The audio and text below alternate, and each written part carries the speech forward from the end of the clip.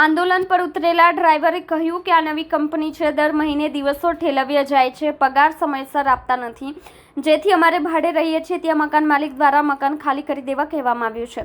અલગ અલગ રાજ્યના ડ્રાઈવરો નોકરી કરી રહ્યા છે, અમારા પરિવારનું ગુજરાન ચલાવવા અઘરા થઈ ગયા છે। કોઈ આઈ કાર્ડ પણ આપવામાં આવ્યા નથી અને કંપનીમાં કામ કરીએ છીએ તે પણ કોઈ પુરાવો અપાયો નથી। પગાર પણ પૂરો અપાતો નથી, પગારને કાપીને આપવામાં આવે છે। કયા પગારના પૈસા ક્યાં જાય છે કોઈ પણ ડોક્યુમેન્ટ અપાતા નથી, જેથી 100 બસના ડ્રાઈવરો દ્વારા હડતાળ કરી છે। અમને અમારા હક જોઈએ છે અને અન્ય બસના કર્મચારીઓની જેમ સુવિધા આપવામાં આવે તેવી અમારી માંગ છે।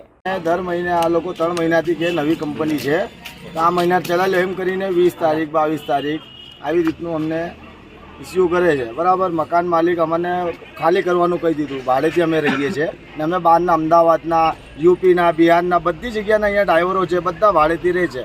તો બધા એમ જ એ જ ઇસ્યુ છે, પગાર અમને 1 તારીખથી 10 તારીખની અંદર જોઈએ, અમારું એ જ ઇસ્યુ છે, બીજું કંઈ નહીં। કે આ લોકો પગાર ટાઈમસર નહીં આપતા, પગાર સ્લીપ નહીં, અમારી જોડે કોઈ પુરાવો નથી કે અમે આ કંપનીમાં નોકરી કરીએ છીએ।